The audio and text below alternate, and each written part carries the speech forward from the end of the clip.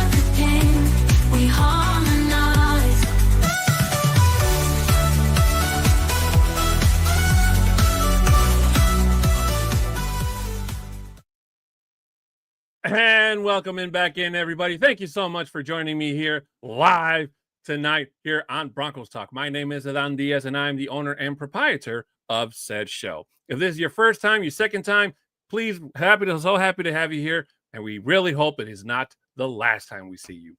You know what? That tagline sounded a whole lot better in my head. I was rehearsing it, and I still managed to butcher it, but it's still a work in progress. If this is your first time here, ladies and gentlemen, we are here all about Broncos. That's why this show is called Broncos Talk. So make sure you guys grab your drink, grab your food, whatever it is you guys, make yourselves comfortable, because we are in for one hell of a show. And as we always say before we get started, got a couple of bills and things to say before we get all that stuff done out of the way. So first of all, audio listeners, if you're not able to join us live, that is totally okay. Wherever it is you guys are listening to this show, please make sure you like and subscribe, hit that comment and live notification button so you get live notifications every time one of our shows on the networks goes off, so you never miss one, especially here on Broncos Talk. Make sure you 5-star rating, share. Make sure you screenshot it. You can hit me up at a 6'10" Mexican on Twitter. I'm always down and happy to talk about any and all things football. And if you can screenshot, send it to us, so that way we know that the support you're showing this program is very well appreciated and that we're doing a good job doing so. Always well appreciated. Ladies and gentlemen, for those of you that also don't know, this show, Broncos Talk, is on the Orange and Blue Network. So make sure you like, subscribe, share, and comment. We have so many great shows on this network. It is unbelievable. There's also so many good shows also coming down the pipeline your way going into the year 2025. Can't wait to share it with you guys. It's going to be awesome. But that's not the best part. The best part is that we are also live streaming on the MHRT network. So please make sure you like, subscribe, and share, comment, and like on all their videos. They also have a lot of great programming on that show. And make sure you give them a like. Tell them your boy 6'10" sent you, and make sure you show them love just like you do here on OBN. It is really amazing that I get to come on here every single Wednesday and live stream on both networks in front of all you guys and sit and talk about all things football. Broncos football at that. So I'm always down and happy to talk about that. For any business inquiries, you can email at broncostalk2020@gmail.com. And also, we would like to thank today's sponsor of today's show, which is Dubby. Ladies and gentlemen, Dubby comes in so many flavors, and it should be a part of your daily routine. And what I mean by that is that Dubby is so much better at giving you that energy boost that you guys need during the morning. During the day, actually. You know, some people rely on coffee like I do sometimes, energy drinks like I do sometimes, or just that caffeine boost or energy boost to help you get through your day. And that's where Dubby comes in, because Dubby is such a much better supplement than coffee and energy drinks, and hell, to a certain extent, even sodas. What do I mean by that? Well, let me tell you. Dubby was formulated to give you focus and energy with no jitters or crash. Their formula contains vitamins, amino acids, and nootropics, including the patented NeuroFactor formula. no calories, no sugar, no maltodextrin, no fillers, and no artificial colors. Ladies and gentlemen, this is just the good stuff without all the bad stuff in it. It's a win-win, baby. You can't go wrong with that. So please make sure you go check them. Shout out to W, and thank you so much for being a sponsor of the not just Broncos Talk, but many of the shows you see here on the Orange and Blue Network. So shout out to them. Thank you guys so much for being a sponsor. And without you, we wouldn't be here. So shout out to W. Make sure you guys go out and get your W today. Now, with all that being said, and before I forget, unfortunately, we are still not joined by my co-host, Ty, the fantasy guy. Ty, we love you. We miss you. Can't wait to have you back on the show, man. Always thinking about you every single week. And everybody here in Broncos Talk, I can vouch for, feels the same way. So, first in the chat, we got D-Rock. D-Rock saying a ton. D-Rock, what's going on, my friend? Thank you so much for being joining on the show. Before I also forget, because I almost did, the up-and-coming Spanish version of Viva los Broncos, the premiere has been pushed to Saturday because I can't remember stuff and I need a calendar. So unfortunately, it had to be pushed to Saturday, this coming Saturday at 7 o'clock Central Time, 6 o'clock Mountain, 8 o'clock Eastern, and that's 6 Pacific. I think so. I think that's right. So it's an all Spanish version of Broncos podcast. It's the very first podcast on this network. So I am really excited. Going to be joined by my new co-host, Broncos Libre. You guys know him as E. He goes to every single Broncos game. That mask is always unrecognizable. He's always down and happy to talk about all things with you guys over in Denver, anything Broncos football. So when you see him out there, tell him that I sent you. High five. Tell him how much you love the show. So please help us spread the word out for that show. Unfortunately, if you don't speak Spanish, we really do apologize. But we're trying to aim for a demographic that's, kind of somewhere. It's uncharted territory for me, if I'm being honest with you. For as long as I've been doing podcasting, I'm really excited to not only be joined by Bronco Libre, but just, the journey, just to see where it takes us and literally starting from the ground up. So I'm excited. If you guys can help us spread the word to all of your Spanish-speaking friends out there that would love to enjoy the show. So with that being said, ladies and gentlemen, let's get to the topic of today's show. And that was a little loud, wasn't it? I'm sorry if I hurt your ears. But ladies and gentlemen, the Denver Broncos destroyed the Atlanta Falcons this past weekend. Destroyed. This is probably going to be the worst loss the Falcons have suffered all season. Definitely. Regardless of what goes on further on down the road. It doesn't matter if they lose to one of their division opponents. It's not going to come anywhere close. The Broncos sent the Falcons into their bye week with quite possibly the most disappointing loss of the season and in a long time. Now, what do I mean by that? I'll tell you.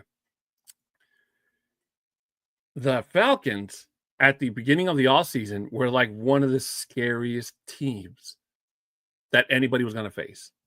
I mean, they went out and lured free agent Kirk Cousins to a monster contract. They were getting a bunch of great players on defense. Hell, they even got Justin freaking Simmons, which we're going to talk about a little bit later on the show, to come and join them. So when you see all those names on paper, like, it's pretty much, if I don't blame them for being underestimating them. Hell, and if I'm being honest with you, when Ty and I were doing our prediction episode, I actually had the Broncos lose to Atlanta, and Ty had them to win. So I was wrong. One of the like I said, I'm never upset when I'm wrong in terms of Broncos winning. So I will happily take that error, and Ty was right. So Ty does it again, knocks it out of the board, and it's just it was amazing. And the best part of about the Broncos winning is that Bo Nix, our savior, our leader, our future offensive rookie of the year, I'm calling it now, led the charge. Now, he is trailing Jaden Daniels in passing yards. And the only thing I think that's probably going to hurt Bo Nix is the fact that Washington plays Dallas this week. So that's a part, which we're going to talk about a little bit later on the Broncos Talk OT segment of the show. But I think that that's going to give, unfortunate, Jaden Daniels a big leverage in terms of, boost, just for the simple fact that Dallas is terrible. But that does not take away the fact that, you know what I've been seeing, sidebar here? I've been seeing a lot of TikTok videos, and I'm pretty sure they're all fan made, but I've been seeing a lot of videos of people like getting all of these quote unquote analysts when the Broncos selected Bo Nix, like probably like the day after and stuff. And a lot of people already writing Bo Nix off. There's a guy, I forget his name, Tico. I know he doesn't watch this show, but I watch his show on TikTok and sometimes of his live streams. I like the guy. He keeps it honest, sometimes a little too honest. So he was one of the first people I saw that not only, I was going to say a bad word, not only took a crap on the Broncos themselves, saying that they were going to be a crappy team this year, but that Bo Nix was just the wrong pick, that maybe, they should have gotten like a Brock Bowers or anything. Not taking any away from Bowers, because Bowers is doing amazing work as a tight end, but just the simple fact that the Broncos, that Bo Nix wasn't right for Denver. And leading up to that conversation, ladies and gentlemen, was a conversation that Sean Peyton had, quote unquote, tricked Minnesota into taking JJ McCarthy because Peyton wanted Bo Nix, without the Denver Broncos having to sacrifice capital or draft picks to move up to get him. So, unfortunately, we still don't know what JJ McCarthy brings to the table. We won't find that out until next year when he suits up and plays for the Vikings. However, I still don't think, even if JJ McCarthy didn't get hurt and he still would have been playing, I think that Bo Nix would definitely still be in the same position. There's not a doubt in my mind. And the fact that Bo Nix has shut people up ever since that terrible loss against Baltimore is beyond amazing. Now, I will say, and everybody said this, even people that aren't Broncos fans, ladies and gentlemen, that Denver should have beat Kansas City. They should have. But every negative has a positive. Okay? And what I mean by that is that the Broncos used that hunger, that anger from that Chiefs loss and took it out on the Falcons. That's literally what it was. It was frustration from the offense, it was frustration from the defense, and it was frustration taken out from the special teams. All three sides of the ball. And that is freaking beautiful. It really is beautiful. It was such a pleasure to see all three things. Now, the thing that makes me really happy about saying that, by the way, is that I wear my heart on my sleeve. Okay. That's just the type of guy that I am. And when this team loses, I can be a little over dramatic sometimes. Like I take it like it was the worst, like it was the Super Bowl loss of 48. That's how it feels to me. But that's just because I love this freaking team so much that it hurts my orange and blue heart. And it takes me a little bit while to recover. And that's just the God honest truth with you guys. And I'm pretty sure I'm not the only person in the world that feels that way, but it just sucks. Especially like that Kansas City Chiefs loss, heartbreaking. And every single Bears fan in Chicago where I live is going through that right now. Especially a couple of people. I'm not going to say your names, but there are a lot of people who were kind of pointing their fingers and laughing at us last week. And then deja vu, it happens to you. So I couldn't be more happier of how this game went, because it went even better than anybody could have expected. If you were at that Broncos game, I envy you. I envy you because you were probably there to witness Broncos Country history in terms of in terms of Bo Nix coming out, in terms of finally looking like the person that we thought Bo Nix was going to be when his name was seconds uttered into Broncos Country as the selection from the Broncos. The Sean Payton coaching seems to finally get it's starting to take form. There's still a couple of cogs and keys to work around, that's totally fine. The defense seems to be back to its old form of, shutting it down, being that dominant defense that we expect them to be. The fact that the Broncos defense held an Atlanta offense that on paper and up until that game was pretty damn good and held them to just field goals speaks volumes. And Kirk Cousins is lucky he only threw one interception because it should have been more than one. So with that being said, let's say hello to some of the people here in the audience. Bronco Stampede, thank you so much. He's saying, what's up, brother? Just stopping by to show some, and I'm going to guess you say love. Bronco Stampede, thank you so much for joining us, being part of the show. So glad to see you. Shy Vargas saying, how about them Broncos? That's right, baby. How about them Broncos?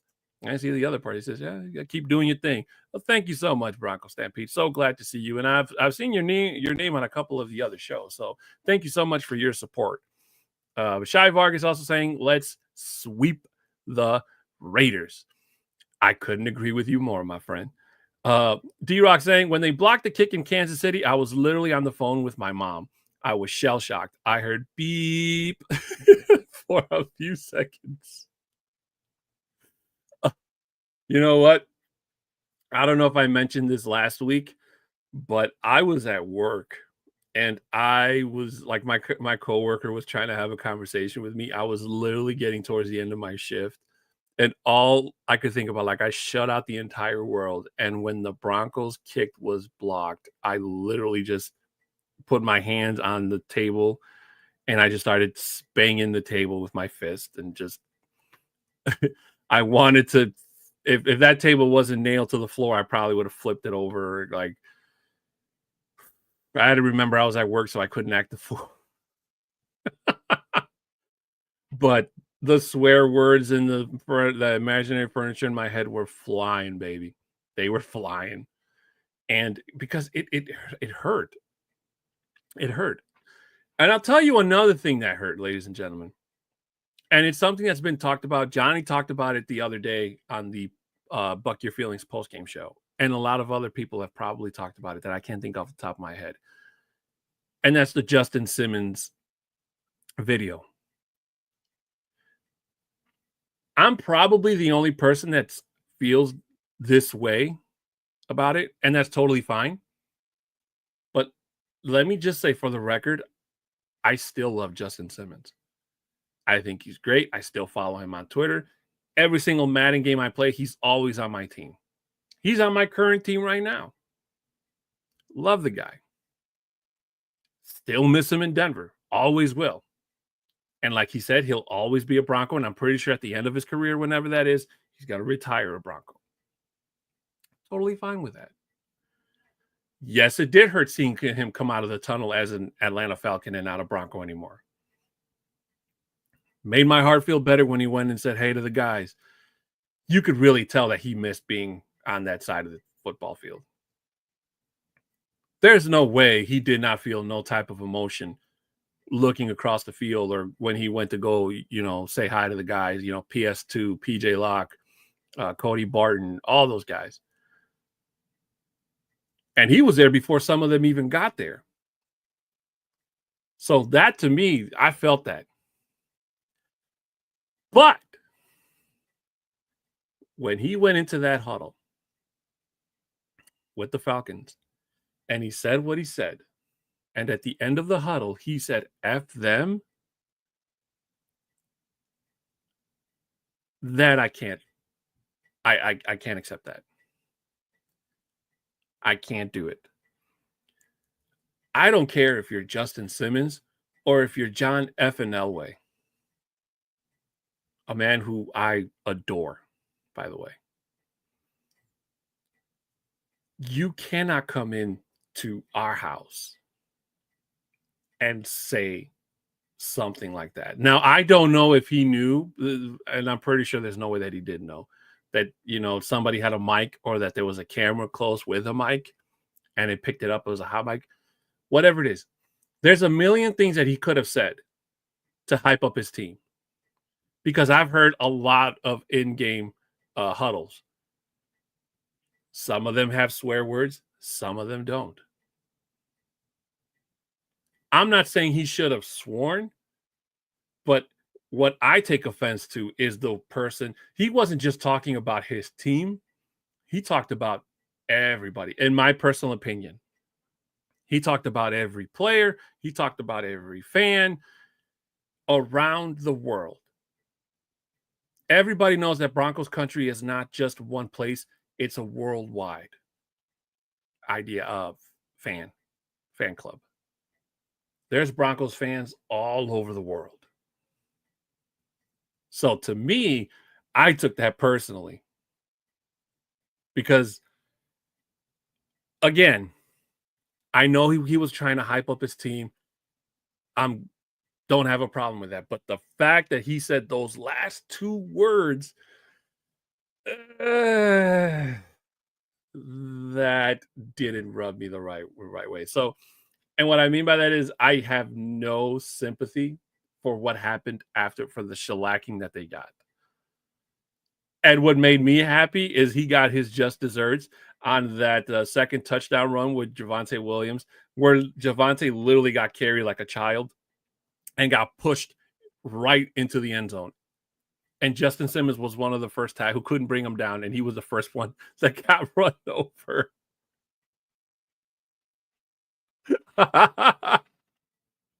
So, me personally, I loved it. It felt like a giant spoon of karma.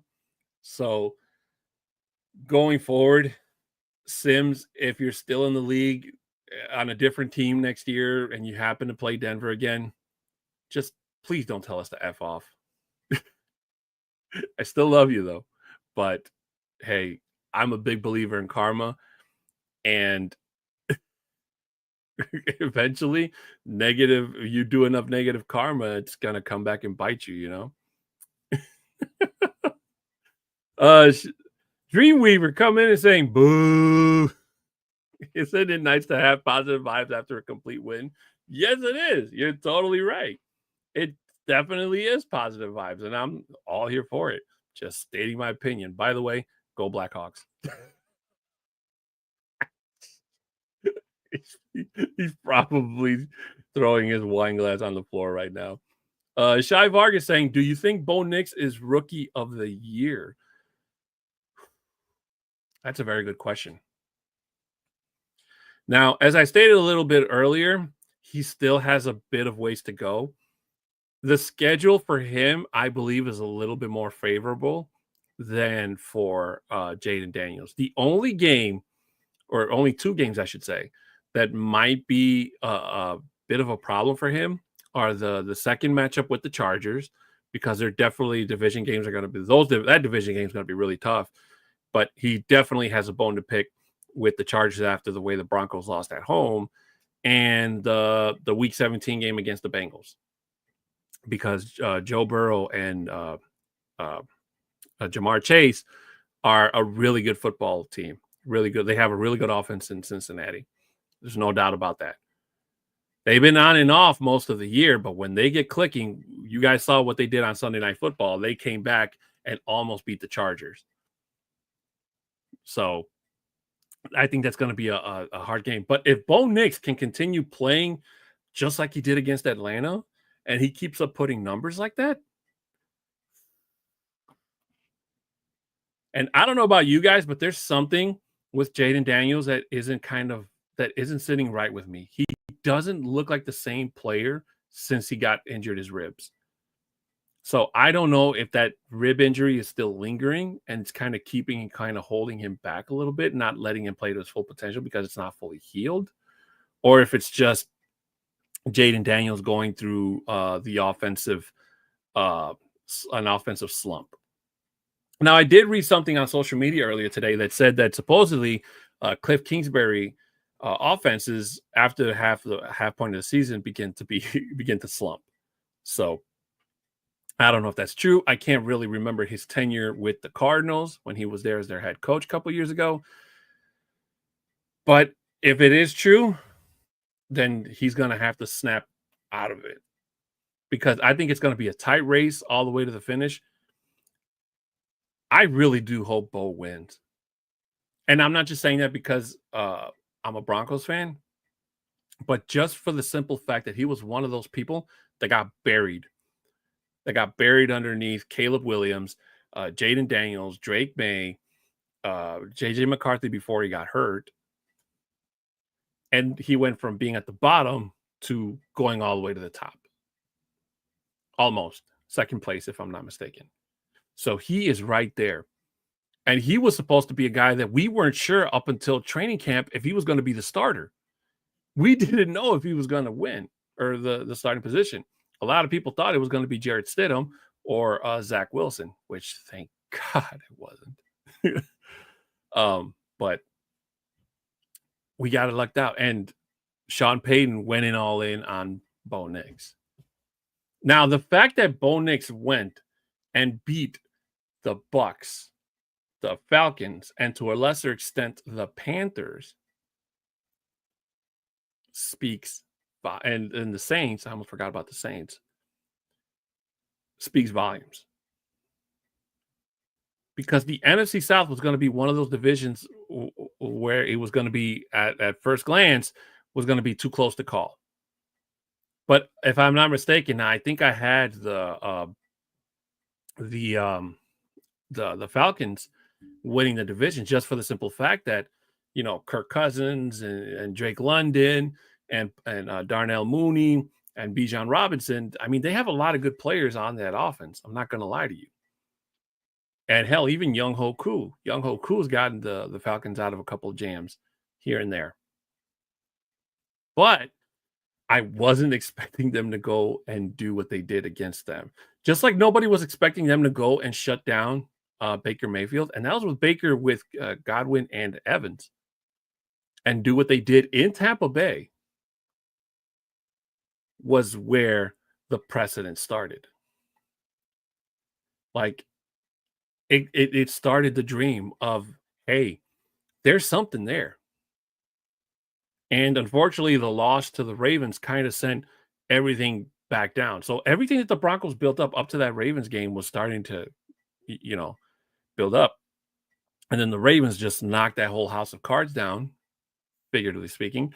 And then they tried to build up after Kansas City, but they got knocked down again. So here are the Broncos, owners, champions, I should say, of the NFC South,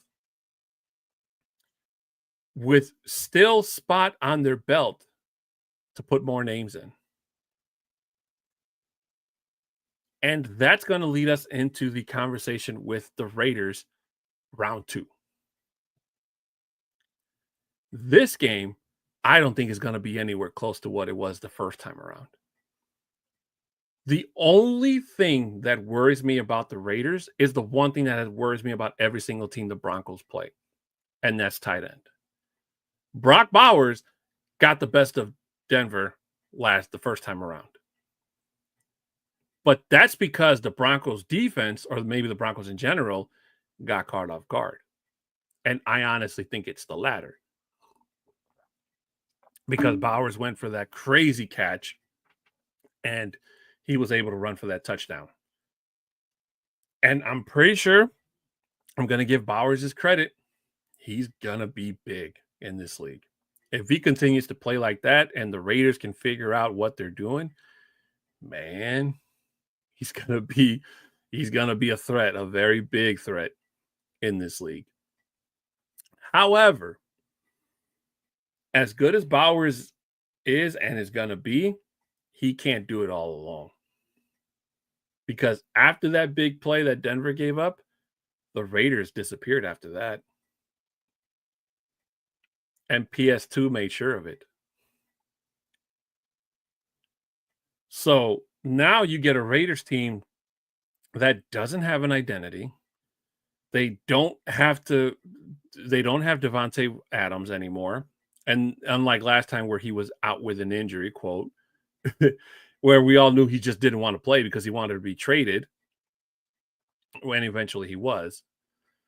And whatever Antonio Pierce, their head coach, did to kind of get the team together and get it going forward, to me, I personally think he's lost that locker room.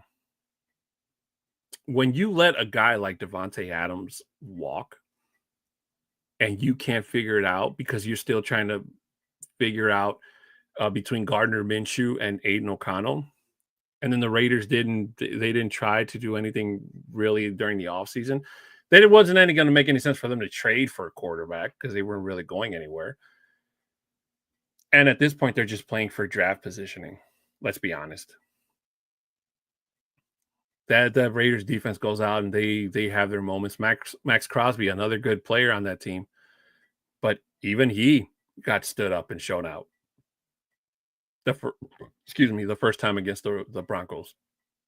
Remember when he yelled at Bo Nix being a smartass? And it came back to bite him.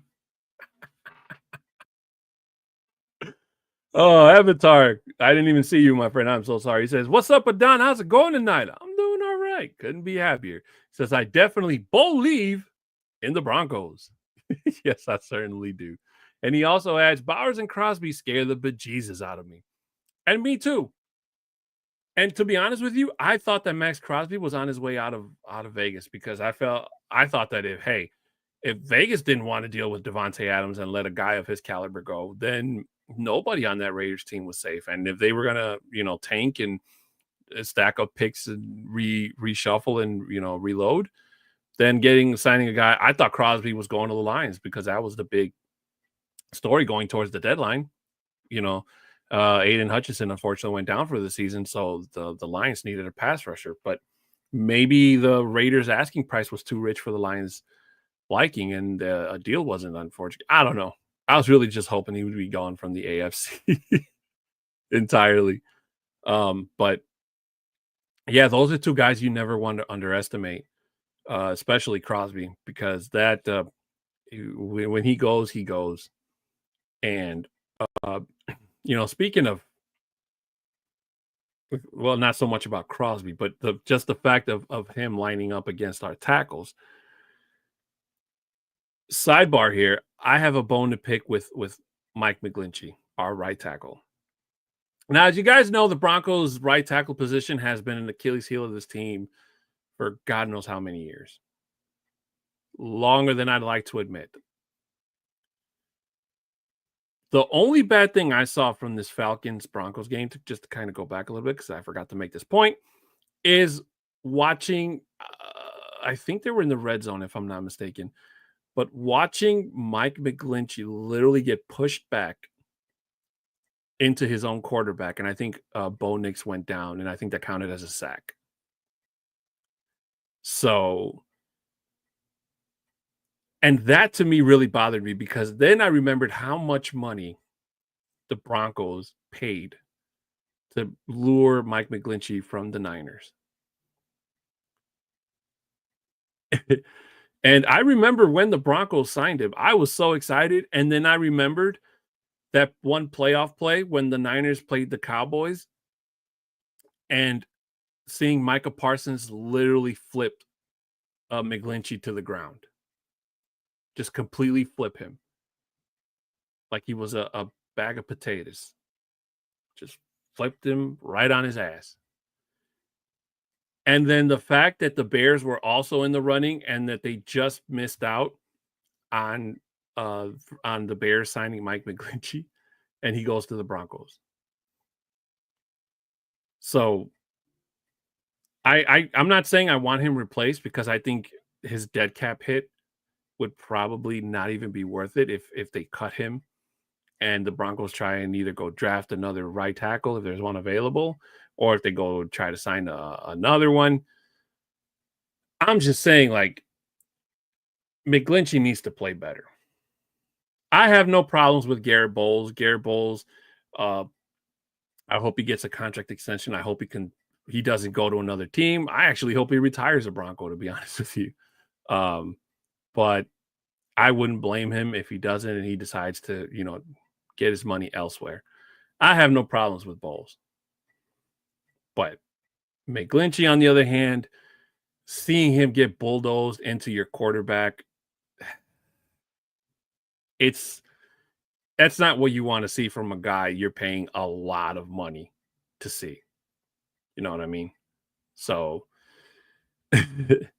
I hope our offensive lines coach saw that, and I hope that was the first thing on film this past Monday, because I for sure as hell know that would have been the first thing I would have put for him. Like, this is some bull. It is unacceptable. And either fix it, or, hey, we've already seen that this front office is not afraid to cut people and to take losses. And if you don't believe me, go ask Russell Wilson how he's doing. But going back to what we were talking about earlier, Avatar. Yeah, you're right. Alex Pacheski, I'm sorry if I mispronounced your name, played better than McGlinchey when he was out. You're right. Jay spoke about it yesterday on the Nothing Rhymes With podcast. He brought up that point.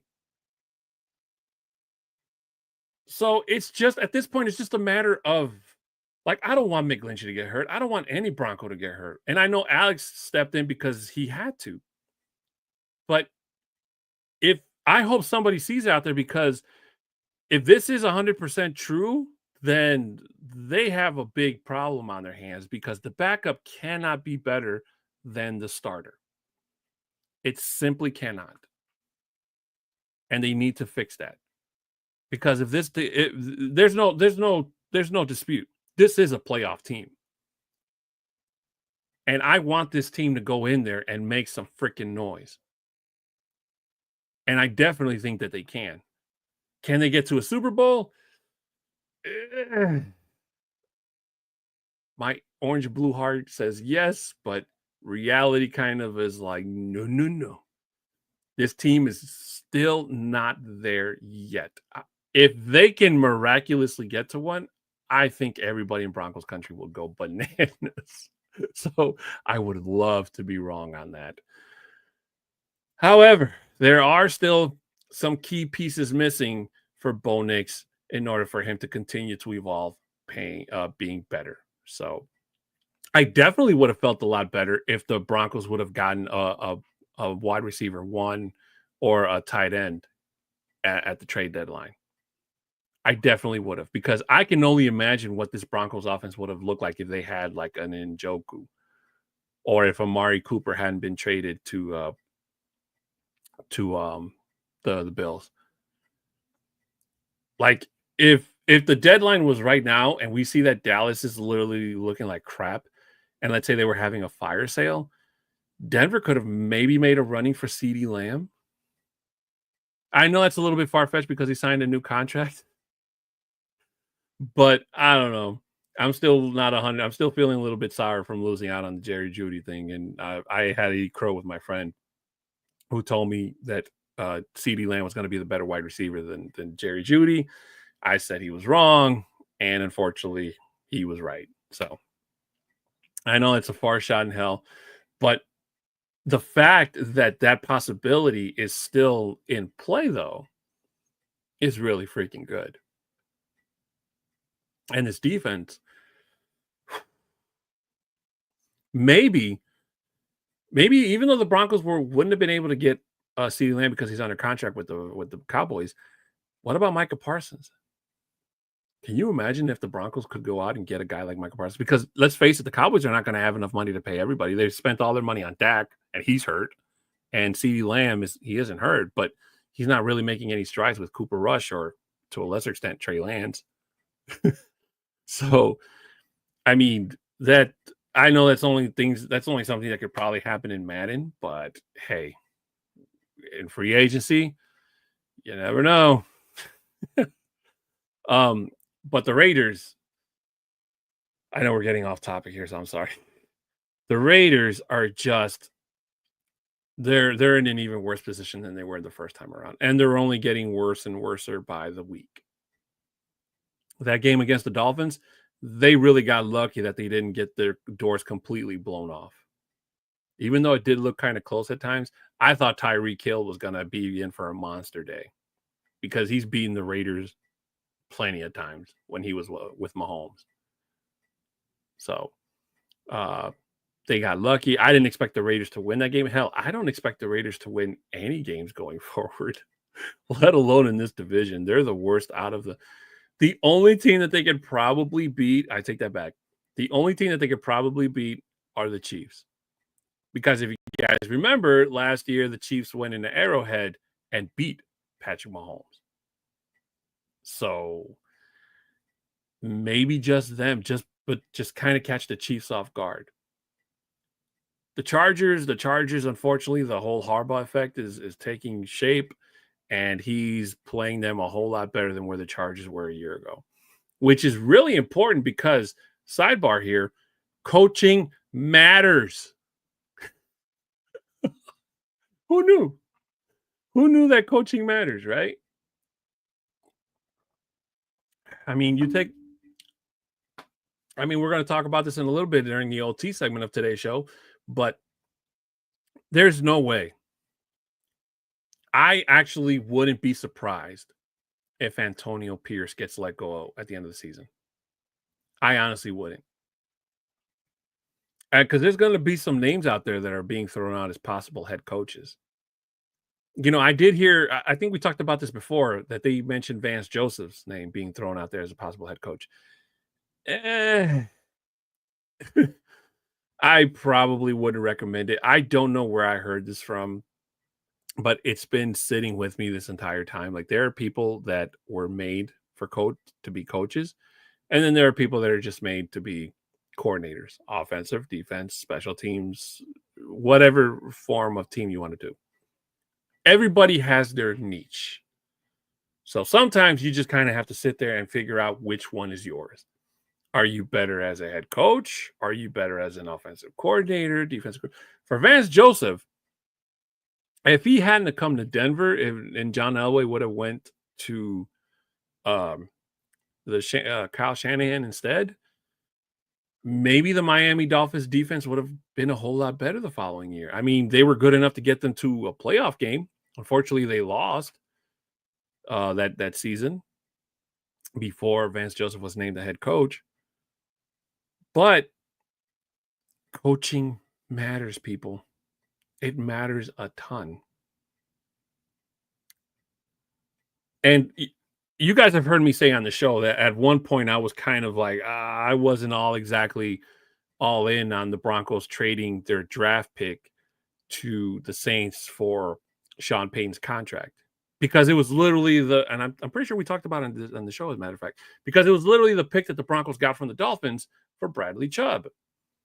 So I thought at the time that it was a really big gamble, but after what we went through with Nathaniel Hackett, we would have literally taken anybody. Hell, even our interim head coach that year, I'm sorry, I keep forgetting his name, but that man would have definitely won some votes in Denver if it was left up to Broncos Country to see who should be the next head coach, because that man showed more emotion in those few games he was interim coach than Nathaniel Hackett did his entire tenure here. No doubt. No freaking doubt. And Sean Payton couldn't fix what was broken with Russell Wilson, convinces the owners to ship him out, gets the ideal quarterback that he wants, and after a few weeks, and there's still a lot of improvement that Bo Nix has to do in terms of playing better against the really good teams, you know, your Steelers and your Ravens, two AFC North teams that have beaten us, 2 out of the 4. So there's still a lot and that's probably the most exciting thing about this story, folks, is the fact that we are not done seeing Bo Nix being good. Like, the sky is the ceiling for this young man. And being this is only his rookie year, and if he can continue playing at this type of caliber, like, we're already looking past Offensive Rookie of the Year, ladies and gentlemen. Like, there's so many records and awards that he's going to break and shatter and win. And just being competitive, staying competitive. And the thing that still takes me back is that there are still some people out there that don't believe Bo Nix is that guy, just for the simple fact that most of his wins have come against bad teams or mediocre teams at that.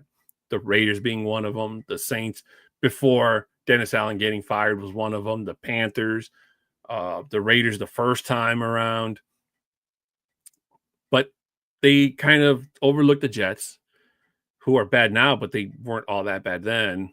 They overlook the Bucks win, and I'm pretty sure they're overlooking this Falcons one. Now, if you follow me on Twitter at a 6'10" Mexican, I shared a very important note, and I'll read it out for you guys.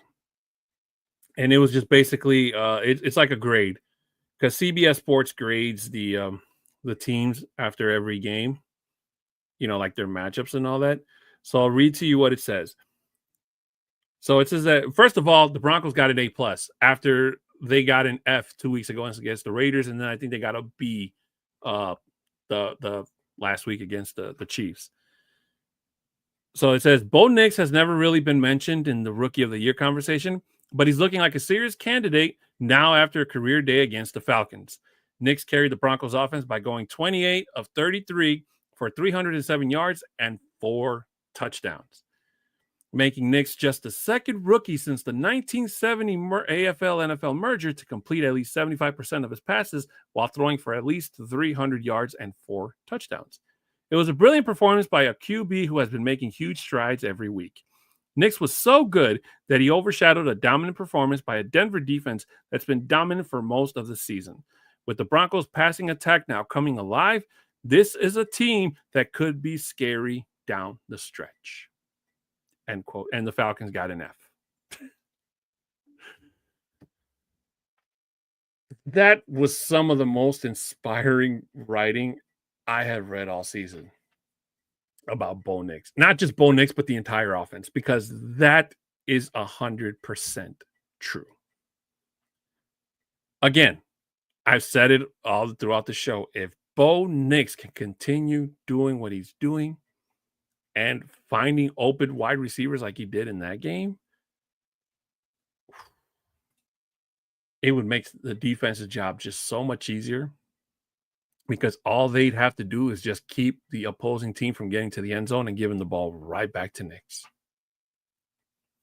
and having them do their job of preserving a lead instead of trying to take a lead, which is something the Broncos defense has been playing a lot of over the last few years. Maybe not the first Russell Wilson year, because that year was just terrible. Oh, let's just be honest. But it is a definite positive sign that we want to see going forward of Bo Nix, of the fact that Sean Payton and Bo Nix are finally on the same page. And that when they're on the same page, they can be really scary. A lot scarier than Andy Reid and Patrick Mahomes. And a lot scarier than Harbaugh and Justin Herbert. And that second showdown against the Chargers, ladies and gentlemen, I can guarantee you it is going to go in a whole different way. It is not going to be going anywhere near how it was the first time around. And I really do hope the Chargers defense takes him for granted. Because as you guys saw with the Falcons defense, which was already not the best going into that game, but Bo Nix definitely made them look like they were the worst. Right down there at the bottom of the barrel with Jacksonville, who literally at this point in time is the worst team in football. Hard to believe that there was somebody worse than the Panthers at one point, But going back to this, should be a sweep. Matter of fact, I forgot to take a look at what Ty and I predicted. But if I'm pretty sure we both said that they were going to win.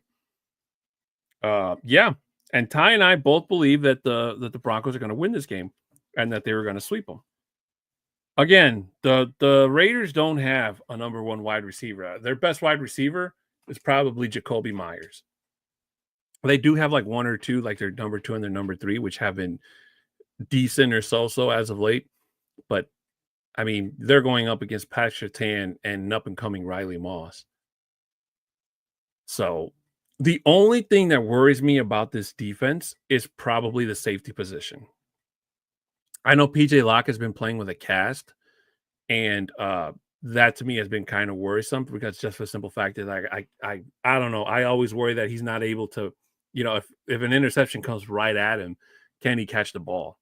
Or is there like a chance that it hits his cast and he isn't able to secure it and it bobbles up or it goes straight down or you know. But his coverage has not suffered. It's been great. And when they announced that Devin Key was going to be the starting in the starting lineup, uh, because Brandon Jones was hurt, like that worried me. Everybody in our Broncos chat got worried the frick off because we were already having flashbacks of the Ravens game. But we had to stay positive. We have to hope that Key doesn't have two really bad games not back to back, but in a row. But you hardly heard his name being called, except maybe towards the fourth quarter when the second string is starting to go out there for both sides of the ball. Hell, we even saw Michael Penix out there, a guy I had totally forgotten about up until that point. I don't think Michael Penix had come out at any time during the season for Kirk Cousins. Not one damn time do I remember hearing his name, and he finally came out during Denver. So I wouldn't be surprised if the Broncos put a whooping on the Raiders even worse than they did before. I really wouldn't. Now, there's just something about Gardner Minshew that I still have like remorse against him. And I don't know if I talked about this before during the first matchup, but when Gardner Minshew got his start with Jacksonville, I don't know if you guys remember that scramble play where he was literally dancing in the pocket for what seemed like forever and was still able to throw a touchdown.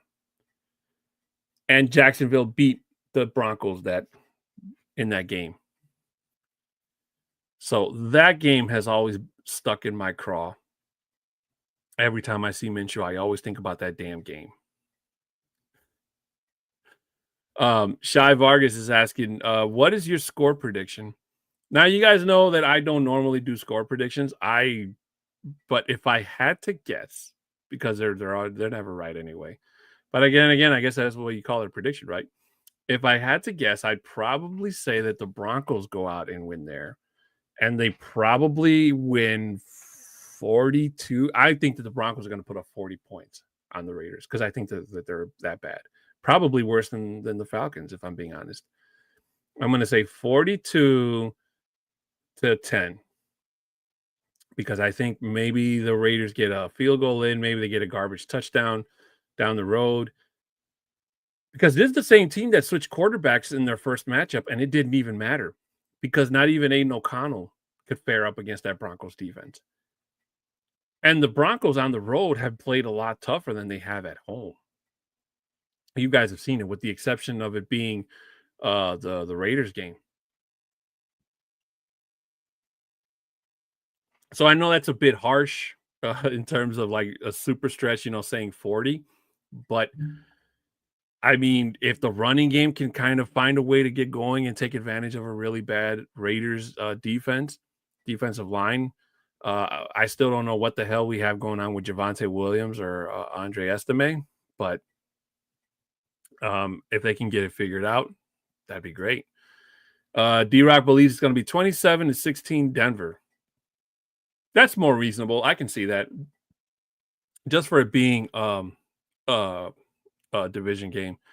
But he also adds, if Vele gets more targets, then he changes his score to 36-16 Denver. Anything over 30 points for Denver, I think would be beautiful because it would secure Denver's first sweep against an AFC West rival. And then it could help them, give them a nice boost of confidence after their bye week, going into the stretch, having to still face the Chargers and the Chiefs, two teams that the Broncos have unfortunately already lost to in their first matchup. So being 1-2 so far in the division is not where I expected the Denver to be. I expected them to be 2-1, to be honest with you. But unfortunately, the Chargers, I still think that the Chargers got a lucky break that Pat Surtain was out that game, because if he hadn't got concussed and if he would have played, maybe that's a whole different game. More possibly so. But knocking on wood that doesn't happen again the second time around. So with that, ladies and gentlemen, we're going to get into the second half of, or not the second half, but the next part of not the next part. I don't know. The final segment, I should say, which is the Broncos OT. And unfortunately, I still don't have a graphic, but I swear to you, I'm trying to learn how to make one. So it might not be as nice as the ones that you guys see Johnny put on here, but I'm really trying. It might be crappy, but don't blame me. We have a new name I've never seen before, saying Champy, saying go Cards. Hey, you know what? I was gonna say this until I got to the Arizona game, but I gotta give the Cards credit, man. Like, a lot of people, including me, were starting to have doubts about them going into the season, but they've had some really impressive wins, and they're coming out of their bye week, and they're starting to look like a dark horse playoff team if they can continue playing at that level. So, good luck to you guys. The NFC playoff scene is going to be another tough way to the Super Bowl, probably tougher than the AFC by a little, I want to say. But hey, I got to give credit where credit is due, man. And the Cards are they definitely were not my team to win the NFC division, NFC West division. But hey, the Niners are in a bit of they're in a bad spot. The Rams are still trying to find themselves in that division, and Seattle's just so up and down. It's kind of hard to predict. So if the Cardinals do win their division, I think that'd be a definite confidence booster for all those guys going into what's going to be a really tough playoff scene in the NFC. But ladies and gentlemen, it is week 12 of the NFL football season. And if you don't know what it is we do here on Broncos Talk OT, basically run down the next all the games that are going on this week. I'm going to try to keep them related somehow to Broncos football. Unfortunately, it doesn't always end up that way. So if I don't, I do apologize. But I hope you guys do enjoy this segment of this show. So, and I also give my predictions on who the winners are going to be. So if you guys play any sports books and you win, let me know so I can tell you where to send me my cut of the money. But Thursday night football, tomorrow night, we have the Pittsburgh Steelers going up against the Cleveland Browns. You know what? This game, I think this game would have been a whole lot better. I really hate to say it, but I think it would have been a whole lot closer if Deshaun Watson was playing, just for the simple fact that I think Deshaun Watson gives them just a smidge of a better chance of trying to win this game instead of famous Jameis. I thought that the Browns could win, had a chance of winning their game against the Saints, but they got the doors blown out of them. And the Steelers, I mean, the fact that they haven't gone back to Justin Fields, I thought that they were going to play Fields in that game last week when it just looked like Russell Wilson couldn't get anything together, But they just got lucky that they have a kicker like Chris Boswell that literally kicked them to a W last week against the Ravens. So, but now the Browns, like, ladies and gentlemen, the Browns are probably right up there with the Raiders in terms of, like what the F is going on, like what is going on with this team. A lot of people thought that, Nick Chubb coming back, that he was going to be back to the Nick Chubb of old. And as we've seen, nowhere near it, man. Unfortunately, that type of injury, I still think that he has a long process to go in terms of recovery, in terms of trying to go back to being the Nick Chubb of old, where he was just, ground stomping mean and, a basher and a runner. And unfortunately, we haven't seen that. Now, I do think that the offensive line also hasn't done Nick Chubb any favors, but the Steelers defense is one of the toughest defense in this freaking league, man, especially in the AFC, right there with the Broncos. So even on the road, in Cleveland. I don't think the Browns are going to win that one. I think that Russell Wilson is probably going to go back to looking like the Wilson of old. Maybe Myles Garrett can, help and try to keep that close. It is a division game, and division games are a whole lot harder to play. But even I don't think Myles Garrett's services are going to be enough. But hey, got to give credit where credit's due. Jerry Jeudy had a really great game last week. I mean, he had that amazing running off touchdown that kind of reminded me, gave me shades of his days here in Denver before. But unfortunately, the Saints, I forgot the Saints didn't have Lattimore, don't have Lattimore anymore. So, but yeah, I think the Browns are definitely probably, don't be surprised if they get creamed and it becomes one-sided pretty quick. Sunday football games. Words are hard. Kansas City Chiefs versus the Panthers. The Panthers coming off of their bye last week, and they're going to be taking on a Chiefs team that is really going to be pissed off. I think Isaiah Pacheco comes back for the Chiefs this game, which they don't even really probably need him. I wouldn't be surprised if they give him another week of rest. But you got to start to work out that rust. He's been out of the league for a while. So I think this is more than likely looking like a comeback game for the Chiefs. Bryce Young is starting to look a whole lot better. And just imagine how he probably would have looked by now if Dave Canellis hadn't pulled him out for Andy freaking Dalton and just shot his confidence to crap. So now he has to literally rebuild everything from week one. It's kind of like a sandcastle, but instead of building it towards the farthest part from the ocean, you build it right near where the waves are coming, and the waves just come and just knock your sandcastle out. So that's why what it kind of feels. I would be so amazed or surprised. Well, not just surprised, but amazed and happy if the Panthers could somehow shock the world and beat the Chiefs and give them their second loss of the season.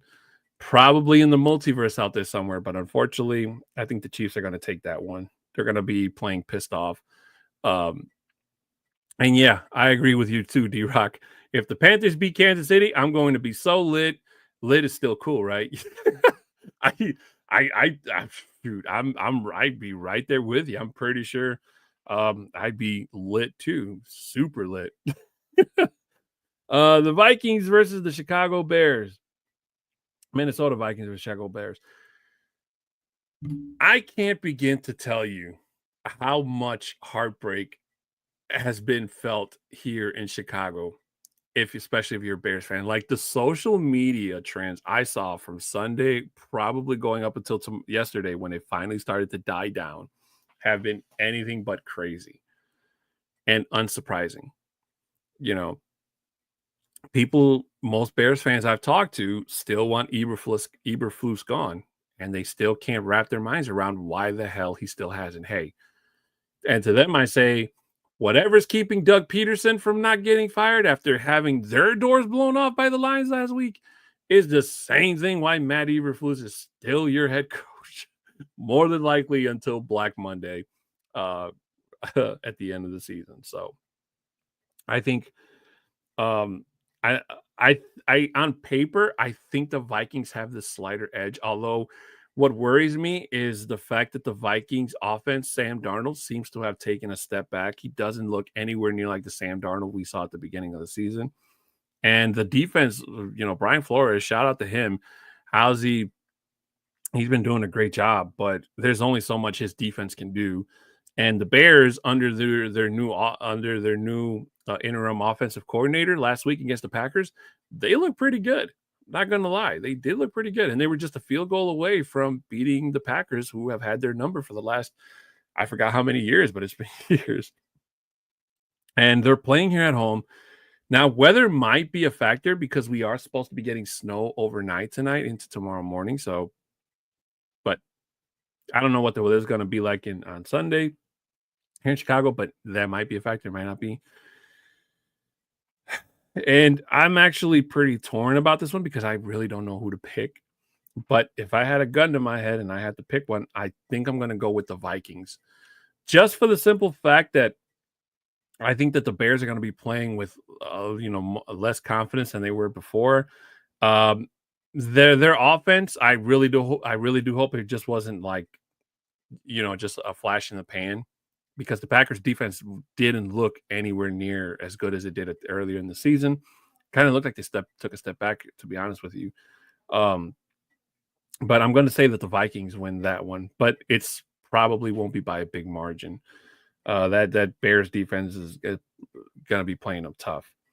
The Tennessee Titans versus the Houston Texans. Now, the Texans were playing with their food this past Monday night against Dallas, and that game, they kept that game a whole lot closer than it should have been. But I'm going to go with the Texans. I don't have any faith in the Titans, to be honest with you. They're 2-8. Will Levis is just so lost out there. I don't think he's going to be anywhere near a Titans football uniform next season. And if he is, he's definitely going to be holding a clipboard to somebody else. Either the Titans go and draft one, or they go and trade for one. And they continue to find their identity in a Brian Callahan offense. But and there's also something about CJ Stroud that just seems to be off, even with Nico Collins coming back, and Joe Mixon. But there's just something that's off with CJ Stroud, and I don't know what it is. I don't know. He took a big step back to where he was looking to where he was going to be last year. Last year, Offensive Rookie of the Year, if I'm not mistaken, and he looked like he was going to be the next big thing. And then so far this year, in games where he should have blown the doors out of teams and, games that he should have won, he didn't. So I am that does worry me a little bit. Again, the only thing that would probably make me happy from that pick is if the Titans actually beat the Texans, because that would help Denver out a lot in terms of standings.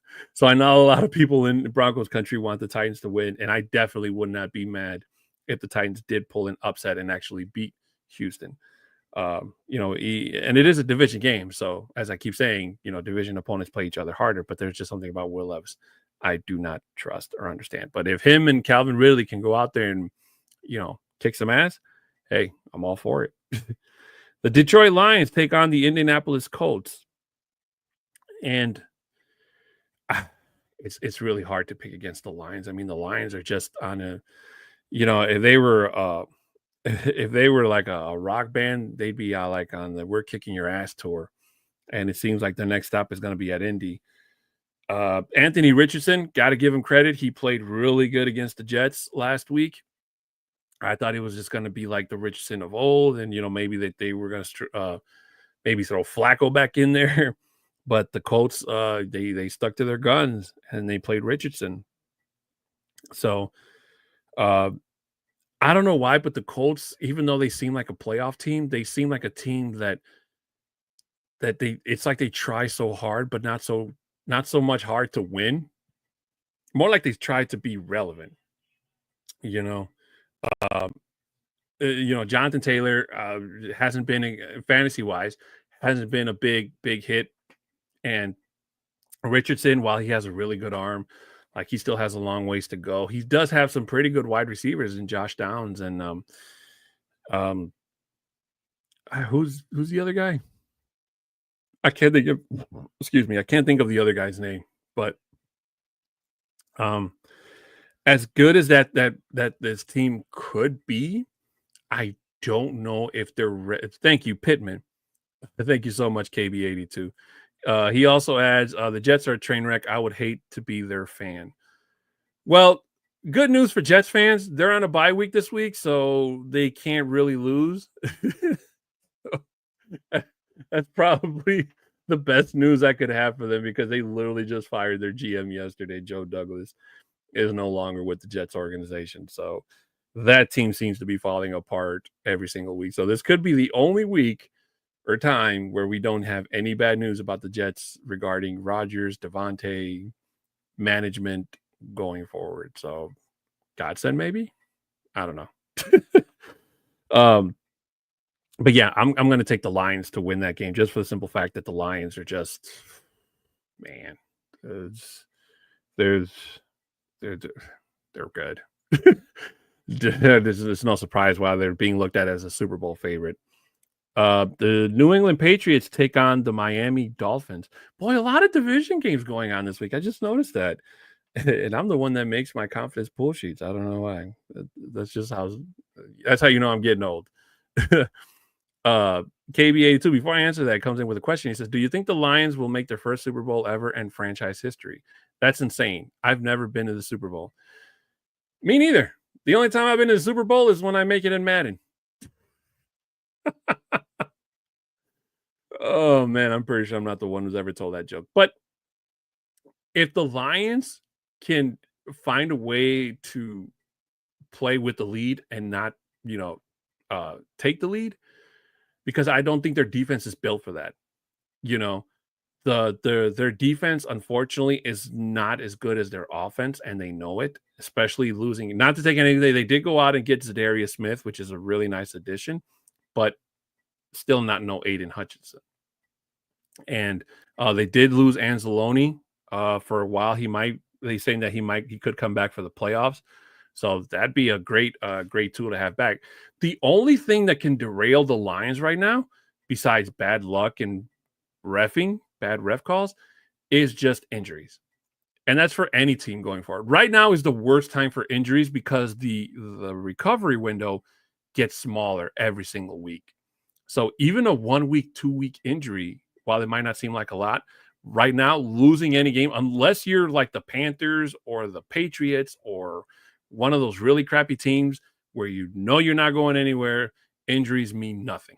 It just means an early start to Cancun.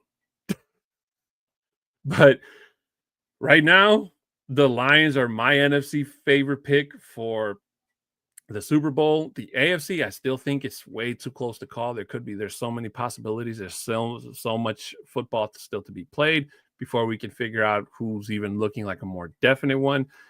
Definitely not picking the Chiefs because I am so tired of seeing Kansas City Chiefs in the freaking Super Bowl. But yeah, and you're right. Cancun sounds really nice right about now, and I couldn't agree with you. Hey, by the way, I heard it was your birthday. Happy birthday, my friend. Thank you so much for joining and being a supporter of the show. But yeah, the Patriots and the Dolphins. I think that the Dolphins are more than likely going to win this game. There's like Drake May has been playing some good football. I'll give him credit. He's trying to do best with what he's got. And the only thing that's really worked against Drake May is the fact that he didn't start sooner and that they went with Jacoby Brissett. Just because the Patriots were trying to establish I think that if the Patriots didn't win their week 1 game against the Bengals, I think Drake May would have started the following week. But because Brissett beat Cincinnati, that gave the Patriots false hope that they could be a playoff team contender when they really should have been a team that, hey, let's start Drake May. Let's see what we got with him. Let's see where we can improve offensive line, running back, wide receiver, all that good stuff. So I think that Gerard Mayo, their head coach, really messed up on that part, and now he's trying to play catch up with Drake May. But Miami, as long as Tua is in Miami, Tua gives them a whole much better shot of winning. So I don't think that the Patriots are going to be able to keep up with Miami's offense. If they're not throwing it to Tyreek, they're running it with D-Chain. So unfortunately, I think the Patriots are going to lose out on that one. So I think Miami wins again. And yeah, Shai Vargas, he's saying Patriots won't never ever win the Super Bowl again. I don't want to say never ever, but it's definitely wouldn't be too soon. I think we're all in agreement. We don't want to see a Patriots team. Well, every non-Patriots fan anyway doesn't want to see a Patriots in the Super Bowl anytime soon. Tampa Bay going to MetLife and facing the Giants. And you know what? The New York Giants are probably one of the most confusing teams in football right now. Like, why the frick would you go out and get a guy like Drew Lock, pay him all that money, and not start him? You're going to bench Daniel Jones, and you're going to put in Tommy DeVito. Like, why? Wouldn't it be better to start the guy you're paying a whole lot of money for and probably won't be your backup next year? Like, I don't get it. It makes no freaking sense. Why?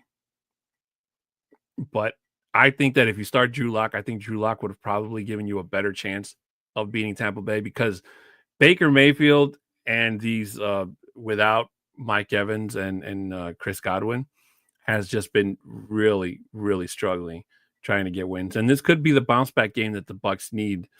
The only thing that the Giants have that probably could beat is if the Bucs underestimate Malik Neighbors.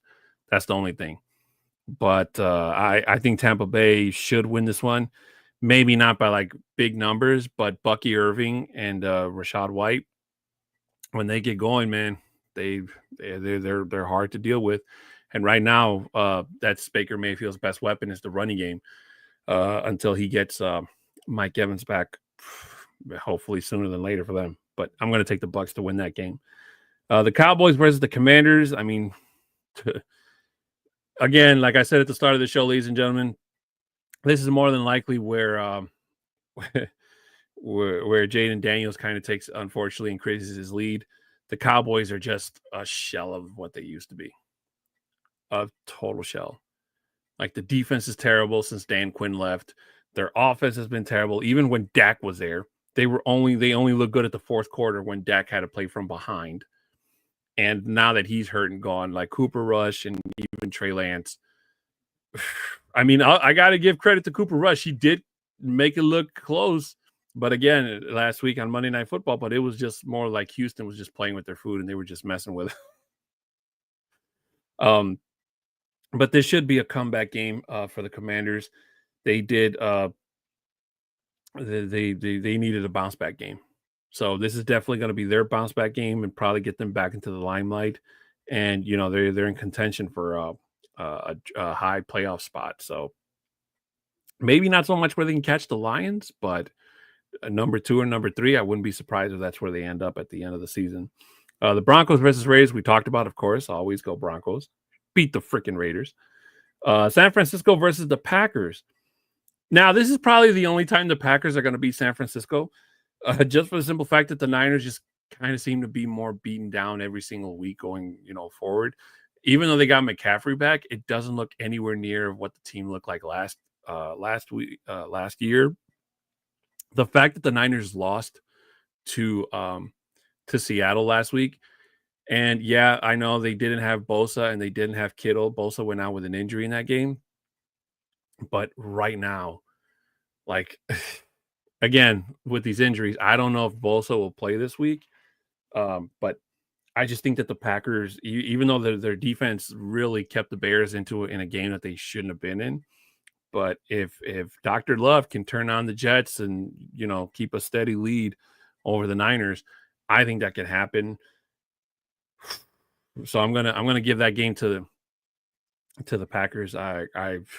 Man, Brock Purdy, there's only so much he can do, and Kyle Shanahan, there's only so much he can scheme. But if your players are just injured and it's your star players at that, then your number 2s and your number 3s can only carry you so far. The Cardinals versus the Seahawks, another division game. Going back to our friend that was in here earlier, our Cards friend, Champy, who, by the way, probably not, if you're still watching, thank you so much. I'm going to say that the Cardinals win that game. I think Geno Smith got incredibly lucky that he played a Niners team that was more beat up than people maybe understood, even though a lot of people had the Niners winning that game last week. But Seattle, like I said, there's just like this roller coaster team where they win one week and then they lose one and then they lose one and they come back and win. But the Cardinals have been on a bit of a hot streak before their bye. Now, I will say that, and somebody said this in an article I read earlier, that for some teams, the bye week can be a killer because it kills, when the team goes on a streak. It ruins it. It kills it. And then like the team has to kind of find their identity and bounce back and all that stuff. So hopefully that doesn't happen in Arizona, because I actually enjoy watching Kyler Murray play. I will say that I honestly thought that if their turnaround season would probably come at the hands of Marvin Harris Jr., but everybody on that Arizona offense has chipped in. More like Trey McBride was probably the bigger surprise for me so far this season. So I don't think that the Seattle Seahawks defense will be able to contend. I think that the Seahawks defense is going to be playing from behind. And if Geno Smith, kind of returns to the Geno Smith of old, where he throws interceptions or fumbles or just bad plays all around, and they cannot be carried by Kenneth Walker, then they're in for a bad day at the office. I think this is their first matchup, if I'm not mistaken. I could be wrong. I can't remember. But I think the Cardinals are going to win this game. And then our Sunday night football game, the Philadelphia Eagles versus the LA Rams. That's going to be a hell of a game. Jalen Hurts, who the Eagles have been hot lately, sitting at 8-2, going up against the Rams, who are at 5-5, one of those mid-tier teams. The only thing that keeps me from picking Los Angeles here is the fact that Vic Fangio is the defensive coordinator for the Eagles, and he's starting to turn that defense around. But Puka Nacua, Cooper Kupp, and Kyron Williams, man, and the Rams defense with Jaden Verse, they're starting to find, they're starting to kind of get it together. I don't even know if that's enough to beat Philadelphia. I think that the Eagles are going to win this game, unfortunately. Maybe Matthew Stafford can come back and turn it around. I mean, he did just beat New England last week, but New England is one of those teams that, they're not a very good team right now. So I think that the Vic Fangio defense kind of gets the better of him. It'll be close. I'm not saying it's going to be a blowout. But I think that the Eagles win that game and they beat the Rams on Sunday Night Football. And then the Monday night game, the Ravens versus the Chargers. So I just realized that game is also at SoFi. So that means that there's going to be two different teams in LA on different days. So that's also going to be a great football game. And to be honest with you, Denver benefits from either one of these teams losing. But I think they benefit more from the Chargers losing because it's a divisional opponent than the Ravens. Unfortunately, the Broncos have lost to these two teams early in the season, but they do get a rematch against the Chargers at least, and the Ravens could see them in the playoffs depending on how the seeding goes at the end of the season. But I think, man, I would have said the Chargers if the Chargers would have played two halves of football like they did the first half, but that second half, they let Joe Burrow come back and damn near beat them. So if they can let a guy like Joe Burrow come back, then a guy like, not just Lamar Jackson, but Derrick Henry and Mark Andrews and those guys, they can come back and beat them. So I think it's going to be another close game. It could come down to just a field goal or a touchdown, but I'm going to say the Ravens. I think that the Chargers are going to get clocked in the mouth in this game. Well, maybe not clocked in the mouth per se, but I think they suffer a loss in this one. Maybe they underestimate the Ravens, if I'm being honest. And then the bye week teams this week are the Falcons, the Bills, the Bengals, the Jaguars, the Saints, and your New York Jets. In case there's any Jets fans out there watching. So that has been this today's segment of Broncos Talk OT. Ladies and gentlemen, it has been a pleasure being with you guys here today. Thank you guys so much for sitting here and listening to me ramble on about oncoming football games. Trying to enjoy it, my friends, because we're almost towards the end. I mean, it's almost the playoffs soon, and then the Super Bowl, and then we're back to square one in terms of, our football drought. So gotta enjoy it while it lasts, my friends. But thank you guys so much for watching. Please make sure you continue to show your support for us here on the Orange and Blue Network. Please make sure you subscribe, share, comment, like on all your favorite shows. Comment on them, share them with your friends. Subscribe to the channel so you get live notifications on any and all times we go live. Not just here on the Orange and Blue Network, ladies and gentlemen, but also on the MHRT Network. Make sure you subscribe, share, comment, and like on all and any of our other videos. They have lots of great content. Please make sure you show your support. Also, please make sure you show your support if you're listening to us on audio after the fact. Wherever it is you guys get your podcast and you're listening to us, please make sure you like and subscribe. Hit that subscription button. 5-star reviews are always very well appreciated. Please make sure you screenshot them. Send them to me at a 6'10" Mexican on Twitter. I'm always down and happy to talk about any and all things football.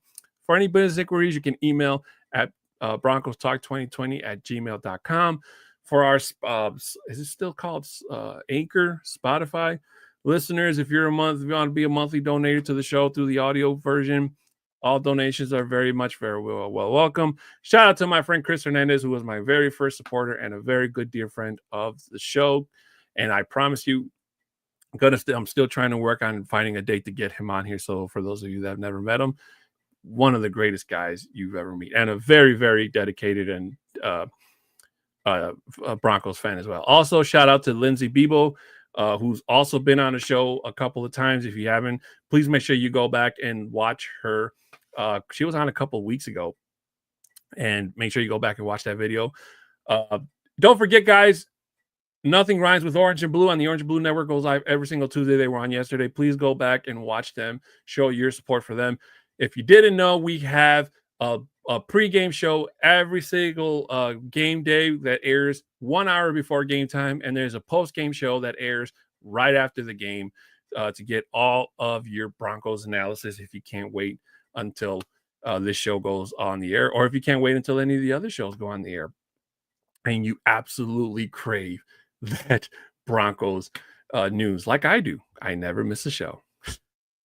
And also, ladies and gentlemen, please remember to tell your friends, your Spanish-speaking friends, that the world premiere of the Viva Los Broncos podcast goes live this Saturday at 7 o'clock Central, 6 o'clock Mountain.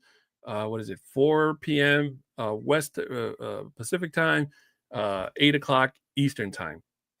I hope I got those times right. So please make sure you're subscribed to the YouTube channel at Orange and Blue and MHRT Networks so you get that live notification of when we go live. Bronco Libre will be my new co-host for that show, and we cannot wait to come on here and talk to you guys about any and all things football, even if it's in a different language. But with that being said, ladies and gentlemen, thank you guys so much for tuning in. Enjoy yourselves. Have a great day. Have a great night, wherever it is you guys are listening to us. Ladies and gentlemen, this has been Broncos Talk on the Orange and Blue and MHRT Network. My name has been Adan Diaz, and this has been Broncos Talk on the networks, which I just said that. I'm saying it again. Well, that being said, guys, have a nice night. Have a great day. Ladies and gentlemen, we're going to beat the Raiders. We're going to sweep the Raiders, and we will be back here next week to talk all about it here on Broncos Talk. Good night. Good day. And as always, let's go Broncos! Wait, no, I didn't say that right. Wait a second. That sounded a whole lot better in my head. That's good. Let's go Broncos!